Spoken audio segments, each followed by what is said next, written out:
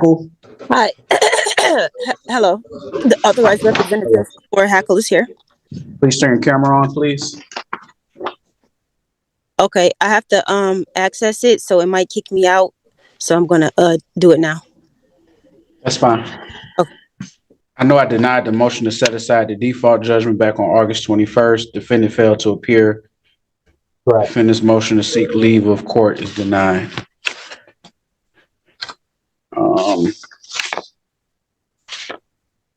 We're showing a current, although this is a termination of tenancy for failure to recertify, we show a balance of in excess of $12,000. Okay. Ms. Hackle, state your name for the record. I am the authorized representative for Alicia Hackle. I don't see your face. I'm sorry. I see your hat. Let me see your face. Oh, okay, I'm here. The camera's pointed at the top of your head. I can't see your face. All right. Mr. Hu, go ahead.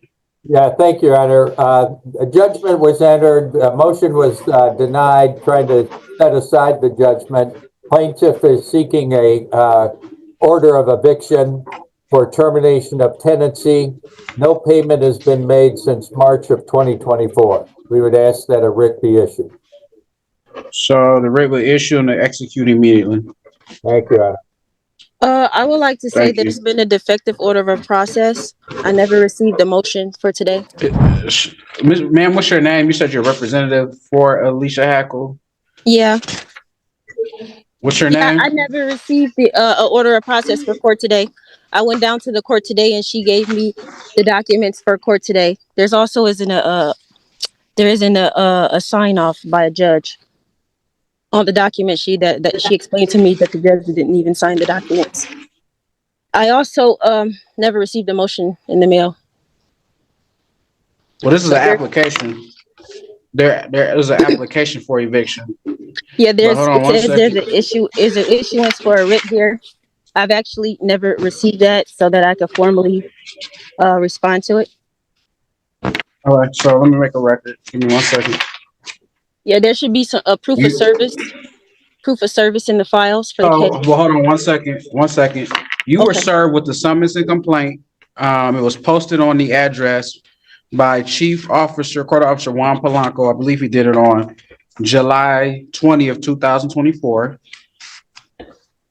And then there was a default judgment entered against you by Judge Goubeau on July 31st, 2024. I believe you failed to appear. You didn't appear to that.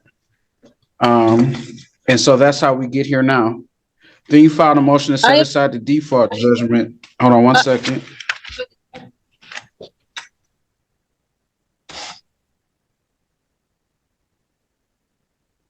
And you did not appear to the default judgment. So, yeah, the writ in issue. So you've been advised of court and you failed to appear twice. Like, I'm not understanding what's going on.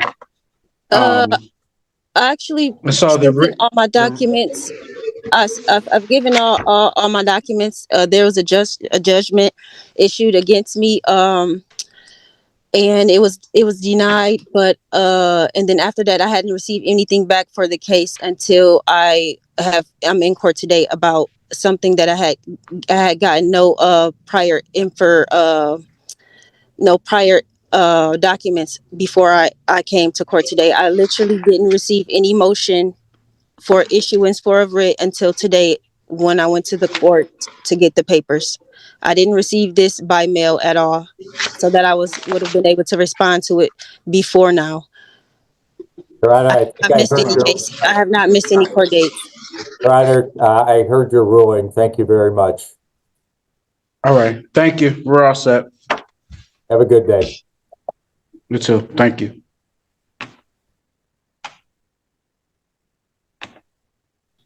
You got to move out, Ms. Hackle. It's just that simple. Sorry. Buckle up, guys, because today we're diving into 3 wild sovereign citizen cases that show exactly how far these antics can go in real courtrooms. From eviction hearings to traffic cases and even a defendant trying to dodge responsibility by playing word games, each one spirals in its own bizarre way. Stay tuned as judges dismantle these arguments piece by piece, starting with a tenant who doesn't even claim to be herself. So, is that Mr. Myrick? Yes, sir. Okay. So, Mr. Myrick, good morning. It's I've got this set for a pretrial. Now, I have a note here that said that you were not interested in court-appointed counsel, which is fine. So, basically, at this point in time, it's a pretrial. So, I would set you up with a breakout room with the prosecutor to see, what their, if they have any offers or what their story is. I just want to make sure when you go in there, like you don't have an attorney with you and they're the attorney on the other side. They may give you an offer that you like, and that's fine. But I just want to make sure that that at any point in time, if you don't like the way the conversation is heading, if you change your mind and you do want to come back and ask for an attorney, just come back and let me know. Okay. Okay. Before I get into the breakout room, Your Honor, I do want to address we are in the pretrial stage, and in the arraignment stage, I was entered a plea involuntarily. So I would love to have an ample amount of time to draw a meaningful defense. If anything, there was some questionable things that the last judge mentioned that I haven't found at all as far as a statutory jurisdiction. But I would like to have time to draw a meaningful defense as well. Okay, so do you not want to meet with the prosecutor then? Well, I don't think it's completely prudent right now, simply because we haven't technically went past the arraignment stage of this process. I feel as if my due process has been violated. Fifth and 14th Amendment. I didn't enter a plea, and here we are in pretrial. So I would like to kind of digress a little bit and have at least enough time to develop a meaningful defense. Okay, I guess I'm a little confused. So you had an arraignment date, and Yes. at that arraignment date, did you refuse to enter? Did you refuse to enter a plea? Because that's the time where a plea of some sort has to be entered. So at that point in time, did you, of your own volition, say, I'm not saying anything at all? Well, that wasn't totally the case, but I didn't have understanding of what court I was in, and I didn't understand if it was a criminal jurisdiction, civil jurisdiction, and based on the at least the federal laws for sure, we didn't come up to an understanding. So, All right, guys, first up we've got a sovereign citizen stepping in as an authorized representative for a tenant facing eviction. Instead of focusing on the landlord's claims, she argues about defective service and missing paperwork, hoping to derail the case. The judge, however, keeps steering things back to the actual issue, non-payment. Watch closely here, because this exchange shows just how quickly sovereign tactics collapse when faced with straightforward facts. Okay, so were you in? So just so I understand, were you in custody at the time you were arraigned? Were you in custody? no, sir. Okay, so how did you know how to even zoom in and get here? Say that again, Your Honor. How did you know? Like for the arraignment, like oftentimes when there's an arraignment, that happens when someone's been arrested and they're sitting in custody, okay, or if they've received a ticket or some sort of notification. So you just said to me that you didn't even know what court you were in.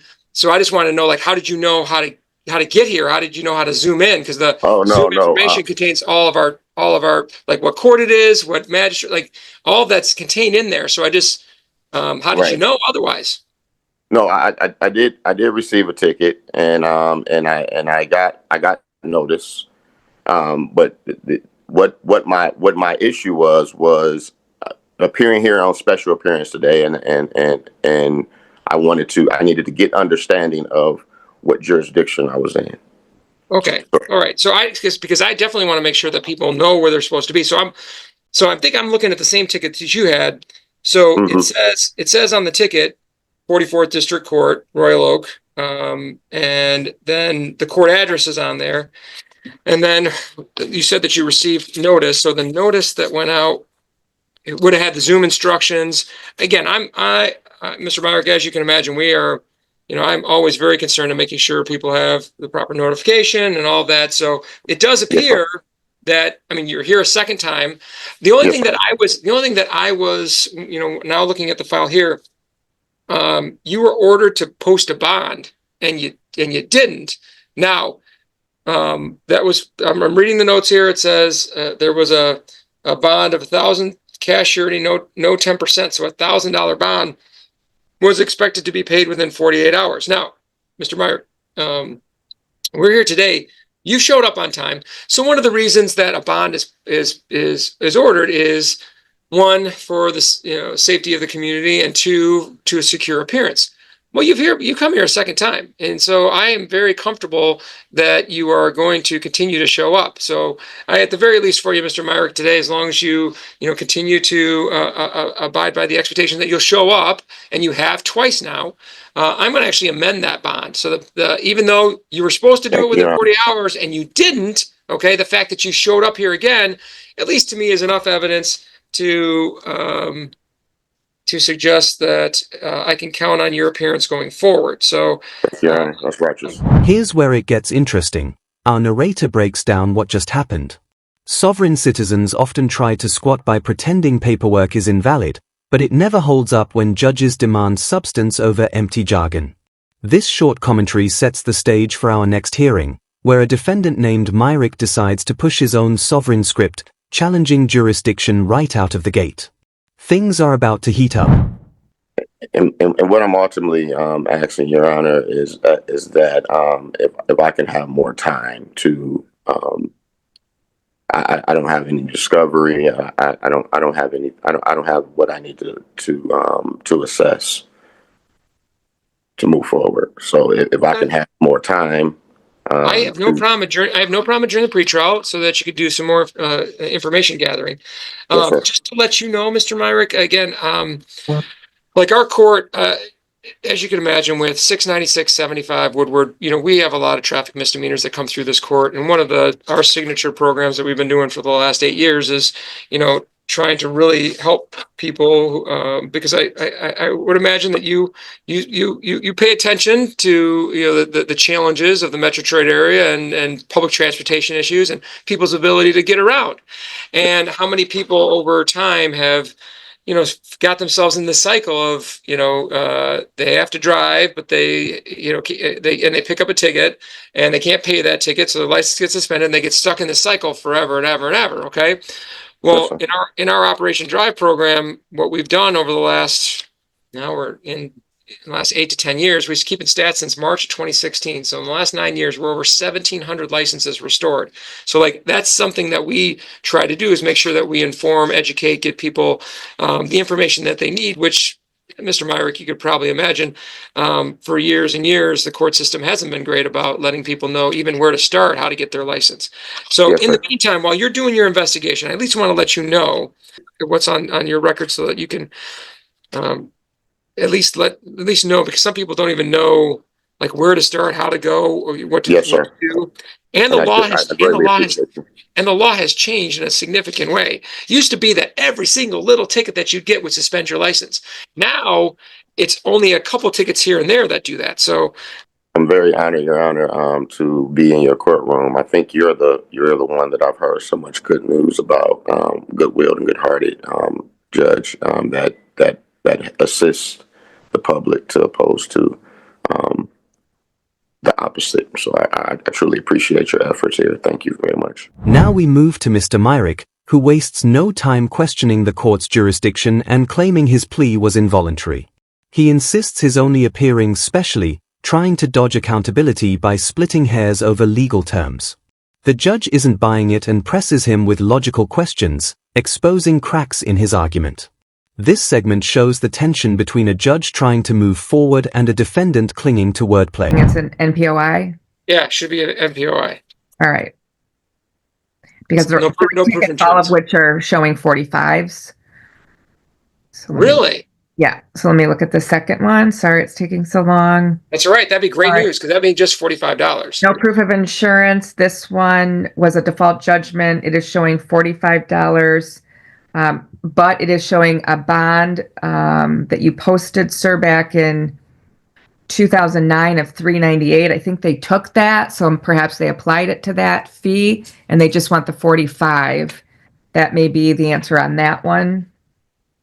So best case scenario, they'll let you just pay the 45. Okay. Worst case scenario, they'll want the $45 on each of the old tickets. So 135. So best case scenario, 45, worst case scenario, 135, but that's Allen Park. Wow, that's great. And that's 24th District Court, sir, if you're looking it up. 24th District. And it's interesting because these are very old cases, but the close date on the third ticket is 2017, and now I'm getting error readings. So, but there's just 3.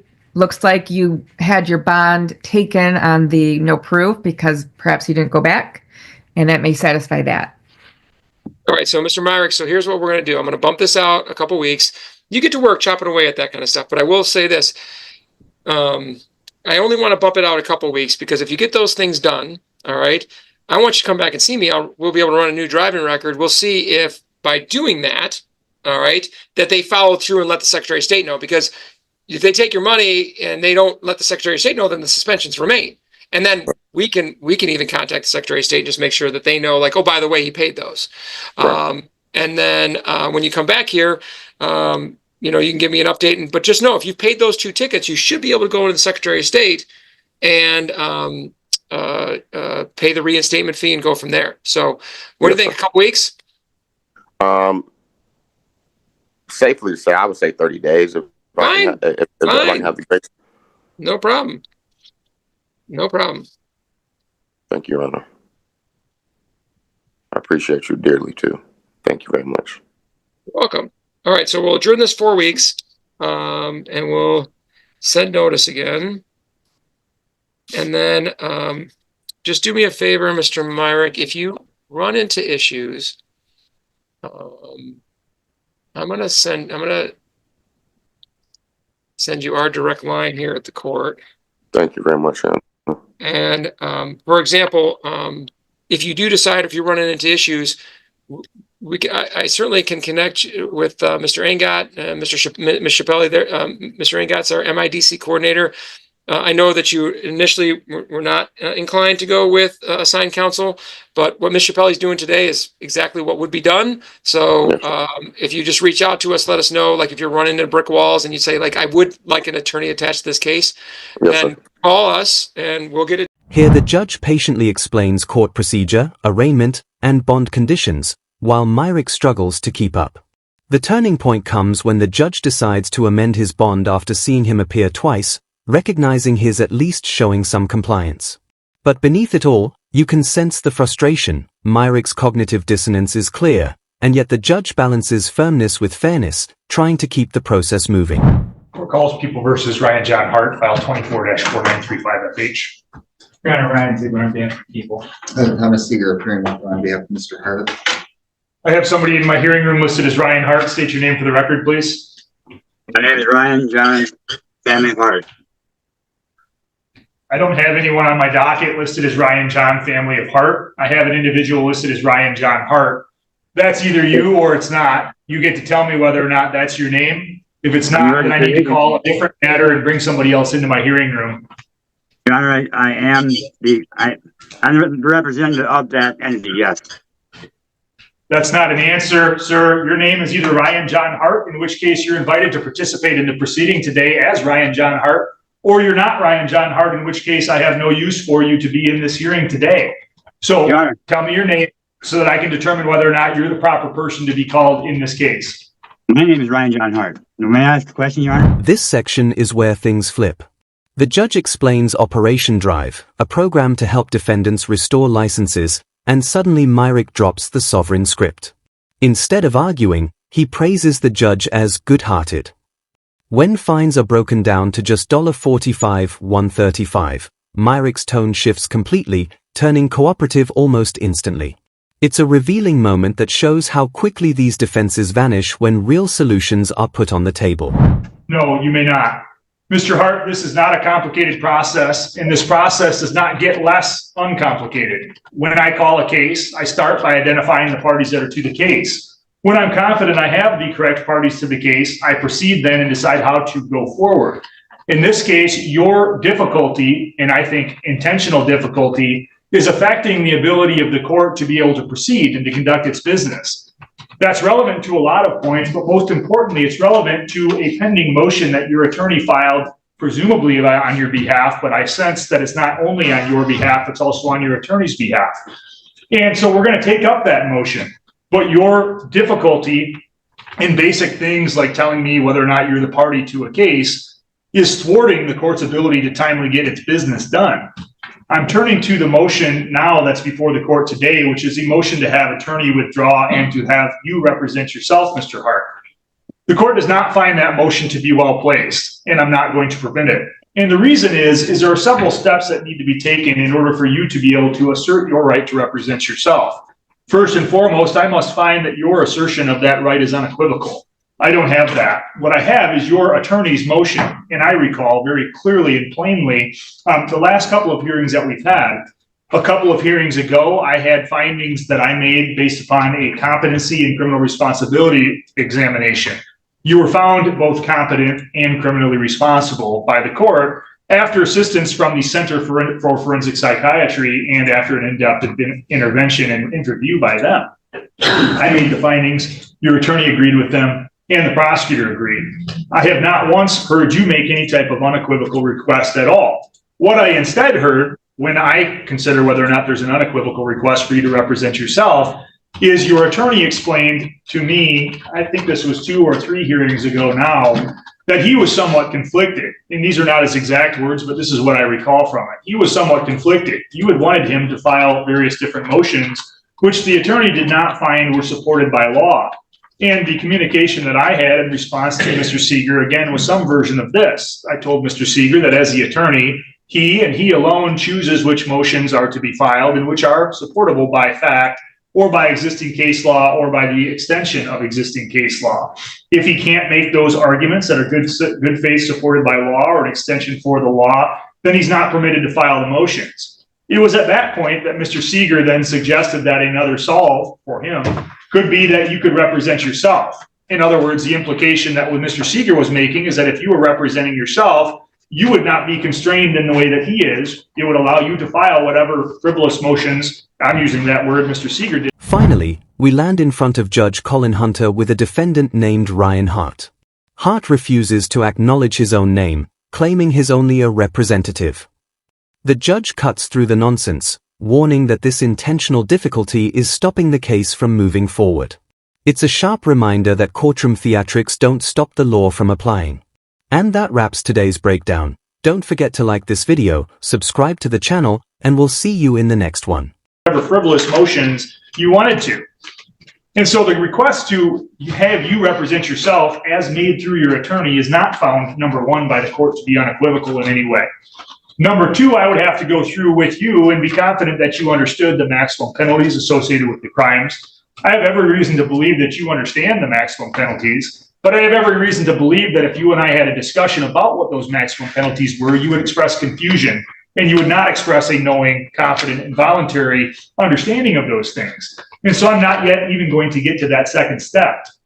I also, of course, would have to, under People v. Anderson, the binding Michigan Supreme Court case regarding waiver of constitutional right to represent yourself, I would have to make specific other findings. And those findings specifically are that I would have to determine, after a conversation with you, that you acting as your own attorney would not disrupt or unduly convenience or burden the court in the administration of the court's business.